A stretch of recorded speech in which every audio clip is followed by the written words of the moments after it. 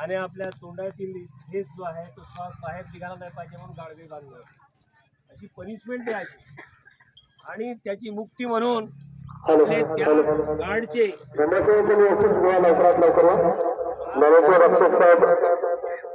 गुरुदेव स्वामीचे ज्येष्ठ प्रचारक संत साहित्यात सिद्धांत प्रभाव या विषयावर या ठिकाणी ते आपल्याला व्याख्यान देणार आहेत. ते आगमन मांगरूळ गावापर्यंत झालेलं आहे. किंवा खुर्च्या वगैरे लावायचं सर्वांनी सर्व लोक उपासक उपासिका तसेच धम्मसेवक सेविका कृपया थोडं ज्यांना कोणाला थोडी सेवा द्यायची त्यांनी पेटांकडे यावं ही विनंती. हा मोठा इतिहास बाबासाहेबांनी आपल्याला दाखवला. आपल्याला माहित नव्हता तो भीमा कोरेगावचा स्तंभ. भीमा कोरेगावचा जो असलेला स्तंभ आहे त्याच्यावर शहीदांची नावं लिहिलेली आहेत. आपण अनेकदा जाऊन आला त्या ठिकाणी आपल्या समता सैनिक दलाच्या वतीने त्या ठिकाणी आपण मानवंदना देण्यासाठी जातो.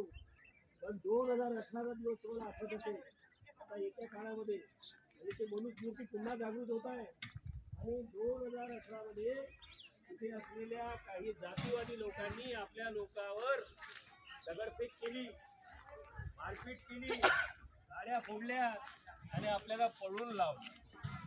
ही जी परिस्थिती होऊन राहिलेली आहे दिवसेंदिवस या देशामध्ये भयानक होऊन राहिला. म्हणजे पुन्हा तुम्ही ज्या स्थितीत आहात त्या स्थितीमध्ये नेण्याचा प्रयत्न चालू आहे आणि म्हणून आम्हा सर्वांना समता सैनिक दलाची आवश्यकता आज आहे.